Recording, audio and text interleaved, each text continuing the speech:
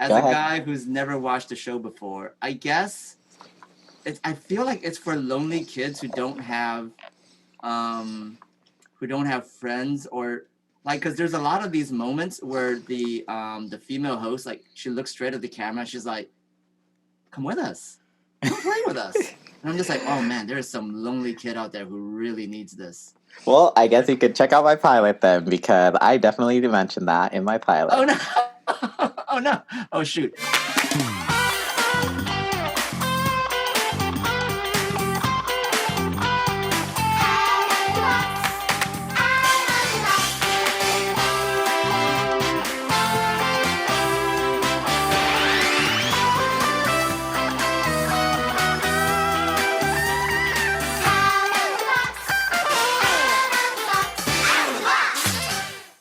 Hello, everyone. Welcome to an episode of The Box Cutter, where we take apart an episode of Disney's Out of the Box and see if it still holds up.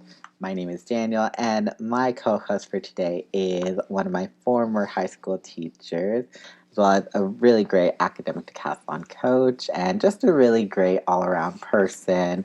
I have so much respect for him that it feels so weird for me to be on a first name basis for him. I always refer to him as Mr. Ing, but his name is Chuen. So, how are you today? I'm doing all right, Daniel. Thank you very much for inviting me here. I am very okay. I've never seen the show Out of the Box before, and yeah, thank you for introducing me to that show. It is a very interesting show. So, yeah, yeah. But thank you very much for the invite. So, you've been teaching for how many years now? I'm on my 19th year, Daniel. Prior to this year, we did a lot of work to try to prep other teachers for COVID kind of distance learning. And there's like a ton of work being done. And every teacher, even during the summer, was like putting in at least like 8 hours a day. Mm-hmm. I'm talking to like my colleagues at the San Dimas district and Azusa, and like they're working like 12 plus hours a day. And this is like a typical teacher. It's crazy. It's crazy. So at least Yeah. I'm at a more kind of progressive site. I'm in a like a big picture learning type school where Mm-hmm. they don't really push the standards as hard, and it's more about making sure that there's a lot of social and emotional learning that goes on. So I have an easier time with like I don't have to work as hard as like Montez or like the other teachers at Azusa. Right. But even still, like I'm just in my office all day.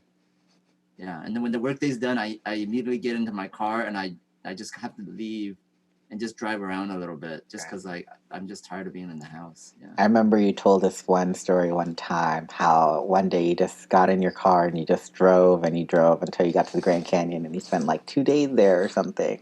Oh And yeah, you're, that was yeah. I was kind of a yeah. I get yeah. I mean I guess it's kind of like you know how yeah it's like my emo streak from middle school and high school just never died. mm-hmm. So I will say for a while I still had the freedom to. I mean, I had good income from. I had a job, but I didn't have a Mm-hmm. family.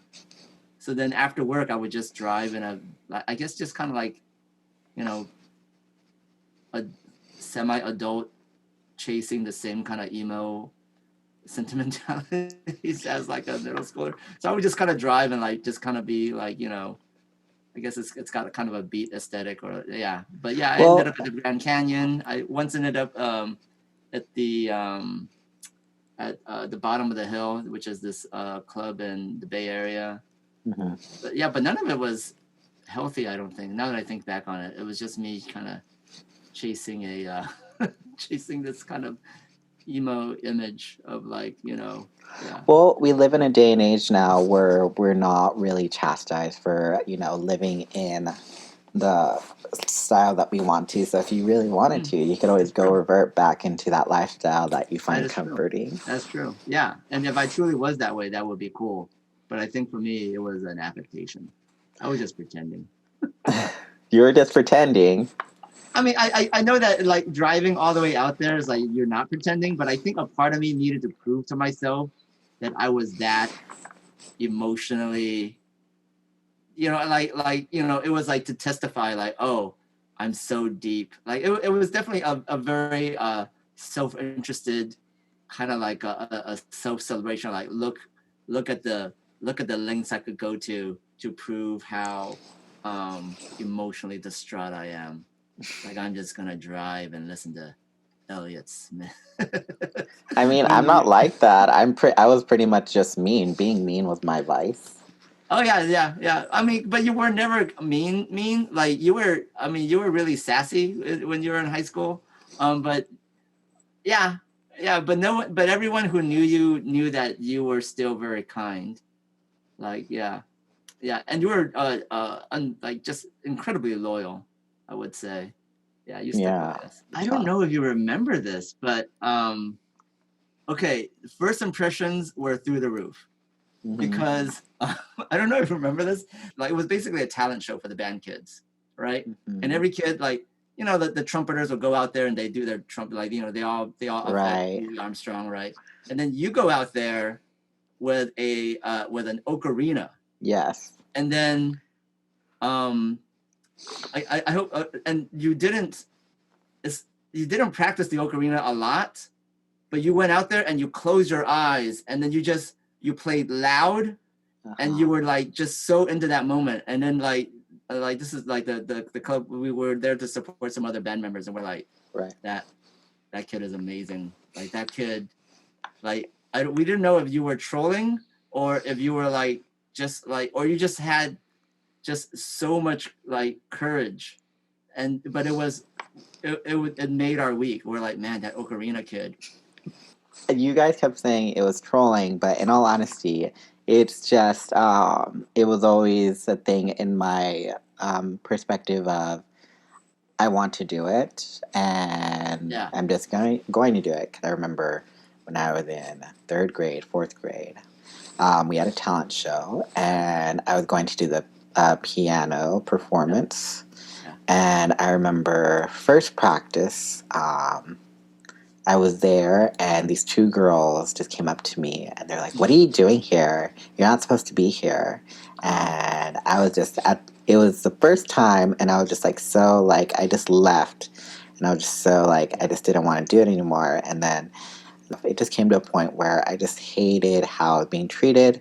That my parents were just like, "Oh, we can just transfer," and in my mind, I just thought no, because if I do that, it'll be like as if I give them what they want and they won, and I don't want that. Sure, yeah. So for me, it's always been a thing of I'm not going to give you what you want. I'm going to do what I want. Yeah.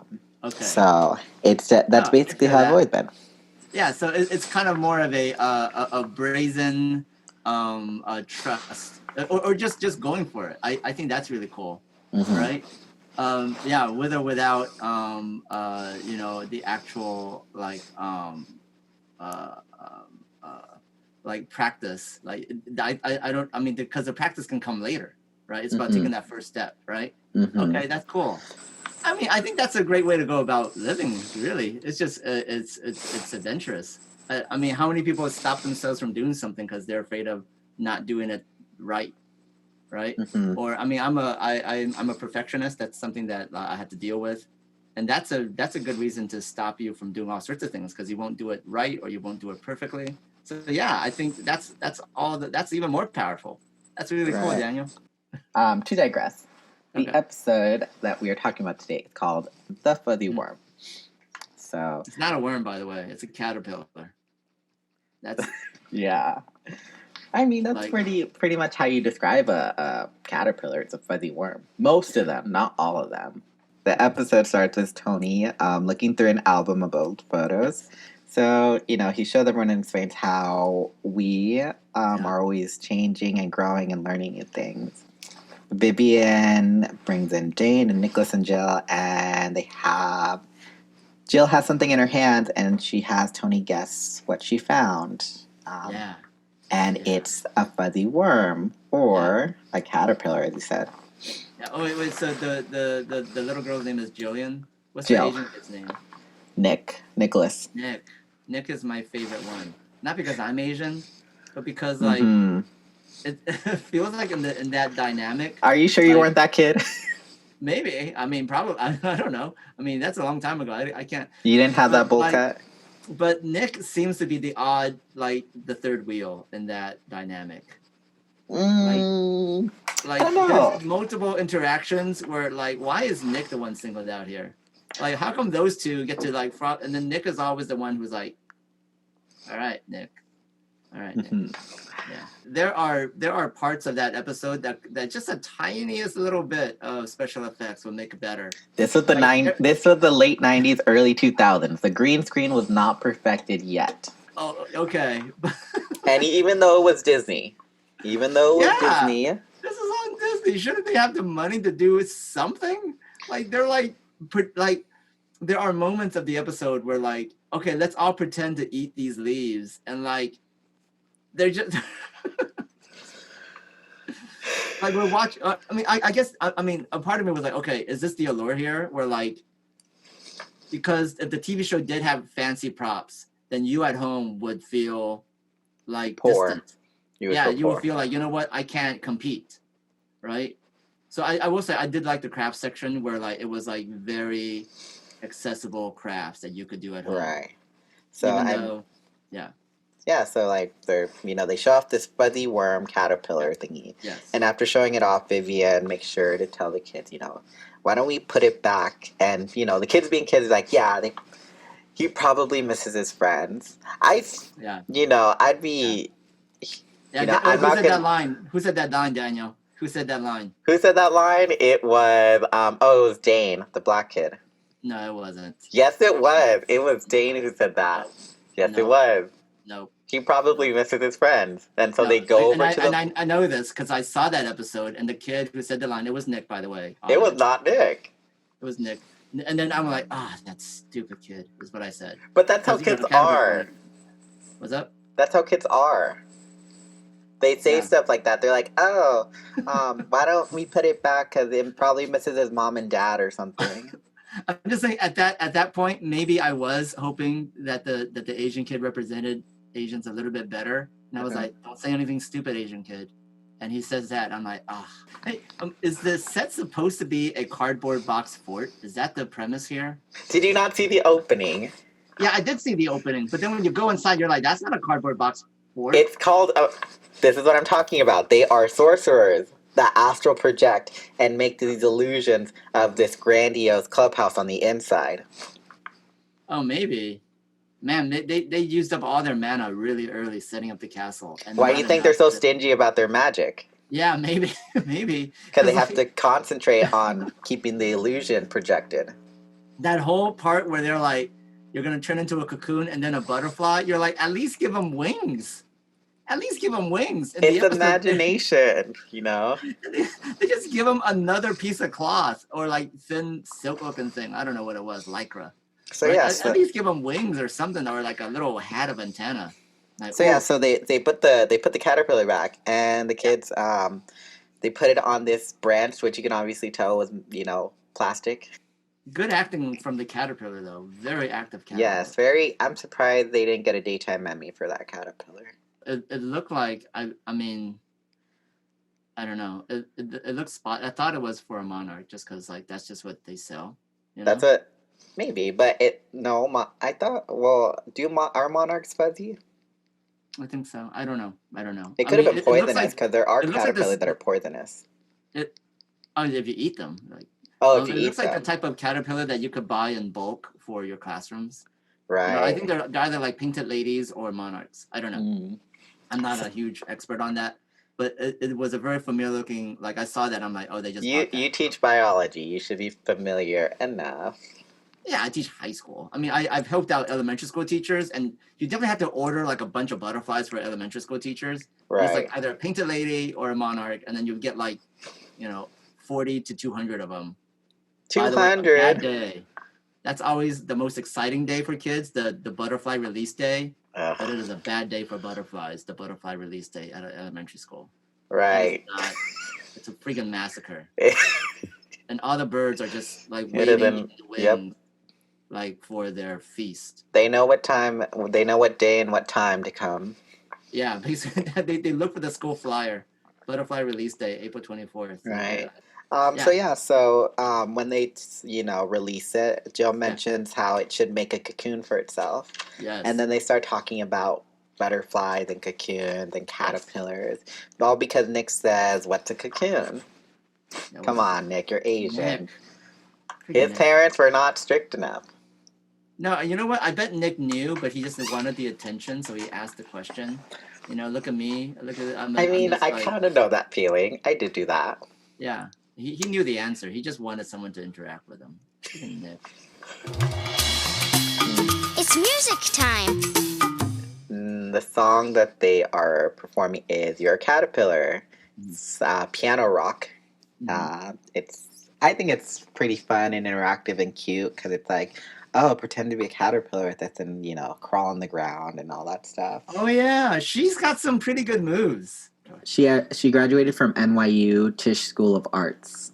Okay, okay. Yeah, but she's like she does this move where like she like kind of moves her body like Yeah. this, and the kids cannot keep up, and they're much more Nope. limber, to be honest. They're little kids. Yeah, she's doing very well there. Yep. And she moved to California a few years ago and became a theater director. She Oh, still teaches. She's also she's also a singing coach and does pianos lessons wow. still. All right, So good yeah. for her. Yeah, I Yeah, mean, she's definitely keeping herself busy and still involved in performing yeah, arts and all that. yeah, Um, for sure. so yeah, but I also like the song because it's also a really good illustration of how like the metamorphosis process is for caterpillars. Like Yeah, they inch around and then they wrap yeah, themselves in their cocoons, yeah, and then they just free themselves yeah. and become butterflies. So pretty much that. After their song, Jane remembered that he drew a picture one time of a butterfly, so they go grab it from the picture box. And so they take it out and they look at it, and Vivian's talking about how imagine being a butterfly just hopping from flower to flower to flower. Let's jump into the picture and see what we can see. It's time to go exploring. Jump on the count of 3. 1, 2, 3, jump!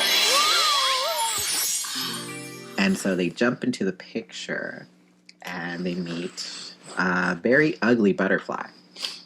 Yeah, it was not an interesting choice to represent him as the picture of the butterfly and not as an actual butterfly. But that's what I kind of like, though, is that they were able to translate this drawing into more or less a costume, but It it was was not a very good ugly. it was not a good costume. It looked Props, like he was really struggling with those big foam wings the whole time. right? Yeah. But I don't know. They should have made it female. Maybe, 'Cause- I don't know. Yeah, I mean so that there's less wang. yeah, There so was a lot of there's yeah, less worms. it was like David Bowie in the Labyrinth. It was like yeah, Yeah, it was it was very David Bowie Labyrinth in that situation. yeah. You know what? Face paint, very similar, right? But not from the Labyrinth, from like other David Bowie stuff. Right. Guy had a And good set of pipes though, sang really well. so yeah, Classic. so they're asking him questions like about flying, and he's like, "Oh, it's like laughing," and about the process of going from being a caterpillar into like a butterfly. And I guess this is for little kids, and they're like, "Oh wow, they're really talking to a butterfly." But I don't know. It's just like they filmed this in the same studio as Sesame Street and Oh, other shows like Bear in the Big Blue House. that's interesting. And I don't know. I just feel like they could have put a little bit more effort into just the presentation of the butterfly because it's like I don't know. It'll not all little kids are gonna fall for the fact that oh my god, this is a real butterfly they're talking to. What I Well, like, I mean, it is a grown man with a punch and right, a big package in a bodysuit. right, and With but face paint. what I like at least besides his singing is that the butterfly gives a good explanation of how he wasn't like when they ask when he talks about how he metamorphosized into a butterfly, how the kids ask, "Oh, were you able to fly right away?" And he's like, "Well, kind of." and he was explaining how his wings were sticky. So it's kind of like an interesting little tidbit of how butterflies aren't able to fly right away because their wings are still like sticky from the cocoon innards. I was not a huge fan of that moment because it just felt like improv class. It just felt like he was like he had these like those facial contortions, like, and I'm just like, no, please stop, guy. It was gross. He really thought he was doing something. Yeah, exactly. He was really kind of like emoting sticky. It was a lot. I wasn't into it. Yeah, and I was really distracted by the big floppy painted wings. They were just the in wings. The way. Like I said, this is their first season, so they probably didn't really have a big budget because they were like, oh, DIY, oh, cardboard, oh, you don't need a big budget. We're Disney. If it was a radio, because like the song itself was really beautiful and the guy had a great voice. So you just have to close your eyes. I mean, you have to really, because right. Bang. Yeah, so let's go ahead and, since we're talking about it, let's go ahead and talk about the song. It's music time. The song is called You Can Be Anything, and it's very musical theater with like a vaudeville type of undertone with that piano. It's really catchy. It's like how, the whole, the You Can Be Anything. It's a pretty catchy part. Yeah, and the kids go through the typical kid jobs, a doctor, an actor, firefighter, teacher, a farmer, and drive a tractor. One of these years, I would love for a kid to be like HR representative. I want someone to be like, I want to be a workflow analyst. But I mean, I feel like it kind of gives an idea of how we used to think of what possibilities were back then. Doctors and actors, and that's what success was. Now, kids are YouTuber. They have access to the internet and they have more access to information, and so they see things like YouTuber. They see things like influencers and bloggers and all that stuff. So they're because a lot of them have grown up with technology. They're a little bit more sophisticated in terms of like social nuances and all these things versus like 20 years ago where it was like you do what you're told. Maybe. Basically, because you have very limited access to information like the library and 20 minutes on the computer. I mean, I don't know. I mean, that's a whole nother discussion. I feel like the glut of information leaves a populace less informed, but that's just me. So after they thank the butterfly and they get back to the clubhouse.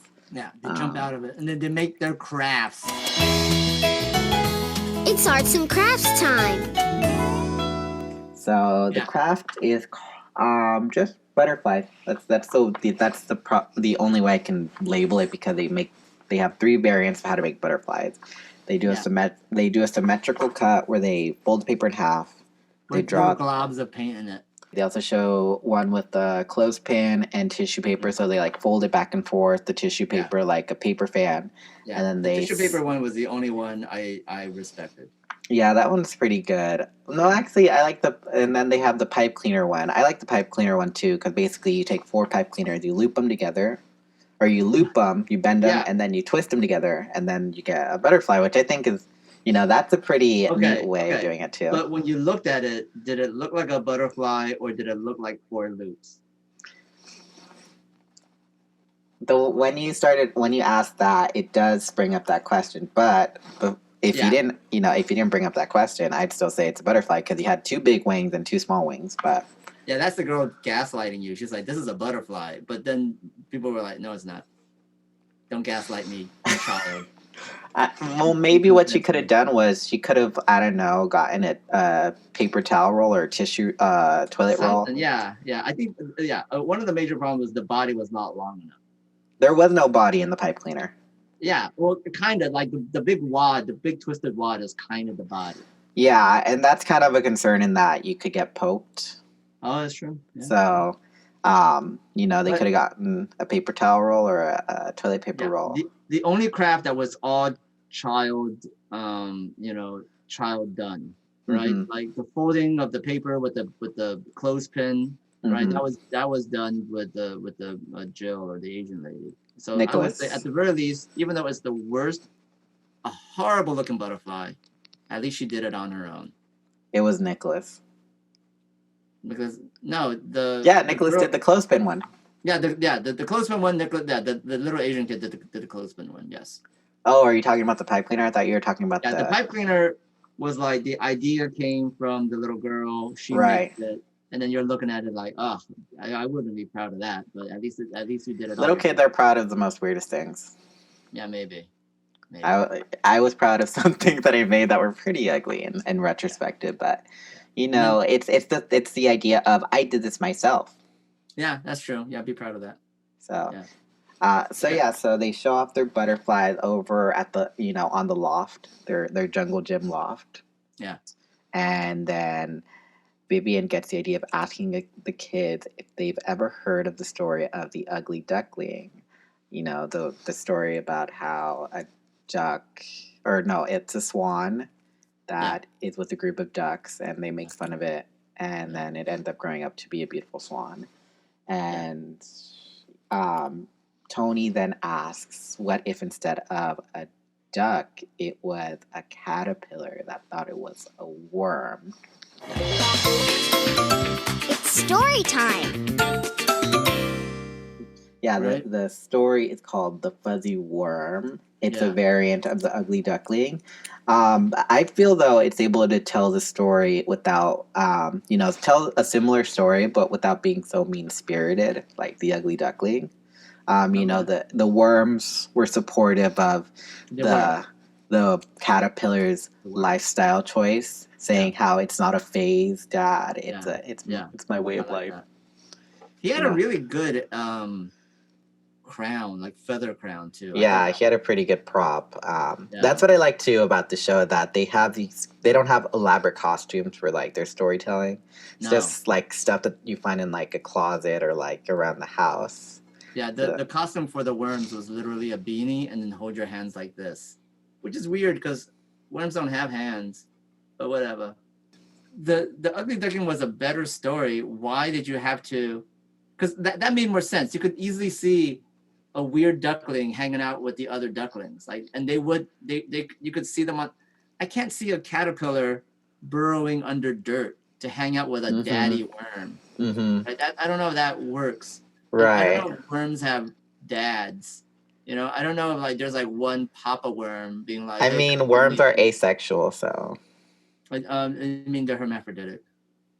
same difference. Tomato, Yeah, potato. they have sex. Do they have sex? Um, yeah. So I don't know. And then like at the end, like the two worms are like looking at this butterfly who's lording over them, and then it'll swoop them up like a rock, and they're like, I don't know. The way I Also see it fuzzy. is be supportive of those around you, and you'll reap the benefits. Oh, maybe. Yeah, maybe from the So perspective of the worm children. they Maybe. were being Yeah. supportive, and in return, the butterfly decided to let them, ride on his back. Yeah, no, I get that. I just felt like the story was great as the Ugly Duckling. Why make a worm? Why make a I guess they caterpillar? weren't trying to go for a mean spirited type of Yeah, story. it was really nice. It was kind. Because I did another in another episode, they do a variant of Hansel and Gretel with, instead of a mean witch, it's a nice wizard, which Oh, gave it really okay. unsettling undertones of like this random stranger in the middle Wow. of the woods offering candy to Yeah. children who ate his house. Yeah. Dude, don't let the libertarians watch this show then, or like the Anne Ryan types or the Ben Shapiro types who be like, oh, the world is cruel. How dare you give the children a false perspective of the world where everyone is nice? Yeah, but I dig it. I dig how the kids are nice to each other. That's cool. Right. And Just they're from a writing perspective, though, you already had a good story. There was no need to edit that story. And once that's even at they the end of the episode. yeah, so And then once they finish, Vivian takes the kids home, and Tony reminds the viewers of how amazing it is to know how caterpillars turn into butterflies, and poses the question of what you'll turn into when you grow up. And that was the fuzzy worm. So, that was not how I saw the ending. I saw the ending as she leads the kids away. The guy is sitting on the steps waiting for her to come back. She comes in and she does a spin and she sings a little like to remind us of what the episode was, and she sits next to them, and I'm like, that is a really romantic scene, and I It shook them is. so hard. They Like, probably live together. the end of it is like, oh, the kids have left. Now it's you and me, musical man. For me, I'd say the best in this episode is probably Vivian. Yeah, the girl's the best one. Yeah, she definitely had the best energy. In terms of the kids, I'd say the best in terms of all the kids would probably be. It's still Nicholas. It would have to be Nicholas, only because Nicholas is that's just who he was on the show. He was very wide-eyed. He was very goofy. Yeah, but it was he got the most attention. That's for sure in the whole episode. Yeah, and I don't know. For me, I think Dane was just so. It was just not his best episode. He was kind of awkward. Oh, the little black kid just kind of melted into the walls. Like you did. He's very quiet, and it's, and I've talked about it before where I mentioned that it's not because he's a bad actor. It's just his personality of he's not very upfront and in your face. Jill kind of the same, but there are times where she's pretty inquisitive about things and likes to talk about things that she knows. She's very brainy. Kinda, yeah. Yeah, she hams it up a little. She does a lot of, Yeah, she's like. I'm just like, ooh, tone it down, girl. When they're talking about the caterpillar, or when they have Tony guessing about the caterpillar, it's like, oh, it's in my hands. Yeah. As opposed to what? As opposed to what? Behind your back, in your hair. It's too much, and then she like leans forward a lot when she does. She's like, I'm leaning forward, so that way you can understand that I'm emphasizing and relating the theme and the educational messages to you. Yeah. If I was a director, I'd be like, look, kids, there's no acting here. You don't need to act at all. That's why she was only in one season. Yeah, just be little kids and hang out. You don't need to act at all. But what I like, though, is that at the end, when they're all packing up and ready to go, Tony or Vivian tells them that it's time to go. That you can kind of hear it in them. They're like, oh, really? We got to go already. They seem genuinely bummed that they gotta end the episode. All right, then. So let's go ahead and get to our verdict. So the theme. Okay. Theme of butterflies is a very timeless theme. Little kids are always curious about how this little worm thing turns into a butterfly. So for me, I'd say that the theme holds up. What about you? I think the theme held up all the way towards the end, and then it really felt like they were forcing this theme onto a story. Right. The music. Mm-hmm. The music in this episode is very engaging. It's very catchy. It's not annoying. Good. I liked it. Pretty good. My favorite out of the two is probably going to be You Can Be Anything. Yeah. The other one was too short, and I just don't remember really anything other than the parts that they acted out. And it was just about what a caterpillar does. Well, the process of being a caterpillar, they inch and then they eat stuff and then they turn into a cocoon and then they become a butterfly. Yeah, that's not interesting. You Can Be Anything was about being a farmer, driving a tractor, and an actor and a dancer. Mm-hmm. Yeah. But overall, I feel that the music still holds up. Yeah. Good music. Yeah. The arts and crafts is, again, something practical. It's something that's very accessible. Even though they don't make those old-fashioned wooden clothespins, you can pretty much get clothespins from the store. Yeah. And tissue paper. You can also make the pipe cleaner ones. You can make it's accessible. It's something you can do in an afternoon with your kid. Yeah, or 5 minutes. 5 minutes, yeah. It's the real 5-minute craft, not the ones on Instagram that take 20 hours. Yeah. Yeah.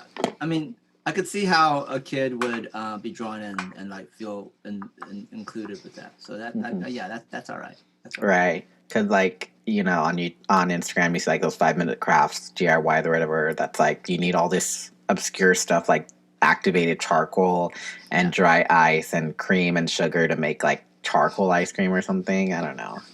I will say it would not. Those crafts would not survive the Instagram era. They were not pretty. But they are practical, and they are things that, a kid would appeal to a kid because, oh, really? I can do that too. That's true. It's something that a little kid can do. Right. So but it's not going to get a ton of views on Instagram. It's not about the views; it's about the appeal. And for kids, I'd say it still is an appeal for kids. Yeah. So, quality. The story is harmless, but it's kind of I don't know. It's I feel like it kind of dragged. Even though it's like 5 minutes, I don't know. I felt like it kind of dragged. Yeah, and yeah. I mean, I was really distracted by the munching. Were you like they were like doing this nonstop? Even though worms don't have hands. Yeah, and I was just like, man, they're just kind of going at it. Like they're really digging this kind of like acting exercise. Like maybe before this episode, like they had to do a bunch of warm up exercises, and they are like, one of them was like, I don't know, but the kids were way too into like, was distracting.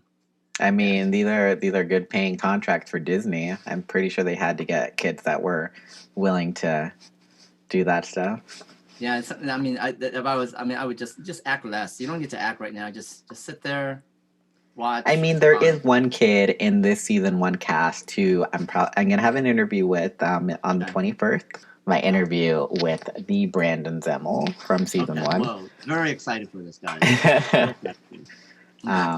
And he went from being my least favorite because of how awkward and goofy he was. To being one of my favorites because the more I saw the first season, the more I realized I was that kid, that little kid, that this goofy, awkward, dorky little kid was. And I guess I was just like, I don't like this kid. And the reason why was because I was that kid, and I was just resenting the fact that I was that kid, and I grew up to be, and because of like being beaten down, I grew up to be this this person that I am, versus being in an environment where I would be allowed to like what I like and have a support system that encouraged me to like what I like. That was a great segment, Daniel, and I'm sorry I coughed over that. It's okay. But yeah, that's just something I wanted to share, that I actually used to be an awkward, goofy kid who was a little dorky and didn't care. Which is still something that is me, that I really don't care about looking dorky sometimes. And so, but yeah, I totally went on a tangent. I forgot. I've done that twice already. No, I think we're just kind of wrapping up. So the story went fine. If I had to grade it, I would give it a C. Right. I'd just say it's in the middle. It's harmless, but yeah. I don't think it holds up, only because it's just not interesting enough. Yeah, no, I can see how it drags. Okay, so and then to close out, I'm guessing it closes the overall acting of everyone in this episode, I'd say same thing. It's in the middle. Yeah, it's nothing too special other than Nick and Vivian and Tony. I'd say it's dragged down by the other two, Dane and Jill. Yeah. Because I don't know, it's like one does too much and one doesn't do enough. They weren't amazing actors. They were just not in this episode. I'd say there's definitely episodes they do a lot better. Okay, there's an episode that's about flying. Okay, and I'd say that's one of the best episodes I've seen for season 1. It has some of the best chemistry with the cast. Sure. Yeah, and maybe they're more performing than acting. Like they're like, because there's no, but yeah, it's fine. It's fine. It's a little kid show. Right. But I still think that even for a little kid show, I still don't think that's enough of that's just an excuse when people say, "Oh, it's just a kid show." There are plenty of kid shows that are like of good quality, like Avatar, and Steven Universe and Sure. Yeah. stuff like that. Those are kid shows made for kids, but it's also enjoyable for And great voice adults acting, really watch. high quality. Yeah. Right. Probably a lot more expensive to make, to be honest. So when people, when shows like Power Ranger that have been on for years, like just flanderize themselves these days. Yeah. And then they They decide had to horrible acting. They just hide behind the excuse of, oh, it's just a kid show. Yeah. Which is like kind of like an excuse. It shouldn't be an excuse because it makes it seem like, oh, they're just kids. They don't know any better. They're just, little idiots. I mean, it really speaks to the craft of shows like Avatar and Steven Universe, right? Like, because with or without the good acting, kids are going to watch that stuff. Like, they're going to make money with or without that quality. So kudos to them for putting out high quality, even though they didn't need to. That's right. Great. But that's what I feel that Out of the Box, why I remember it and why I love it so much is because they didn't even though this episode is probably not the best, it's not the worst either, but it's just in the middle. But it comes off very genuine in how it's presented, and it's trying to make an authentic effort of showing that you at home can do what we're doing here. Maybe it might look a little differently, but it's still, something you can do at home. Yeah. And they're not treating the children they're not patronizing the children. They're, getting them involved, with, dancing and singing and, being able to do the crafts at home, and stuff like that. So that's why I feel like it doesn't hide behind the excuse of, oh, it's a kid's show. Sure, I feel that. So overall, the Fuzzy Worm still holds up. So before we go, any last thoughts? If you have to watch the episode, just zoom forward to the part where you see a man in a full bodysuit. Probably really good or really horrifying television. Watch that. I mean, the best kids TV is traumatizing TV. Yeah, basically. Yeah. I don't know if they noticed. I didn't see the kids like staring at that thing. They weren't like glaring at his wang or anything. Like, maybe they were in the first few takes, and then they were like, "Hey, you gotta stop looking, guys." Yeah, no, this was great, Daniel. I'm really glad that you invited me to do this. This is great. So make sure to leave a comment if you like what you hear. Why not subscribe? I'm on Apple Podcasts, SoundCloud, and YouTube. Send suggestions and feedback to theboxcutter@gmail.com because it takes a village to raise something beautiful. In the words of Tony and Vivian, so long, farewell, until we meet again. I'll be an actor. I'll be a singer, a farmer. I'll drive a tractor. One day you'll be that and more. That's what the future has in store. You can be anything, you never know. You can be anything, just give it a go. You can be anything, so let your dreams fly. You never know if you never try. You can be anything. You can be anything. You can be anything. Yeah, you can be anything. You can be anything. So let your dreams fly. You never know. Just give it a try.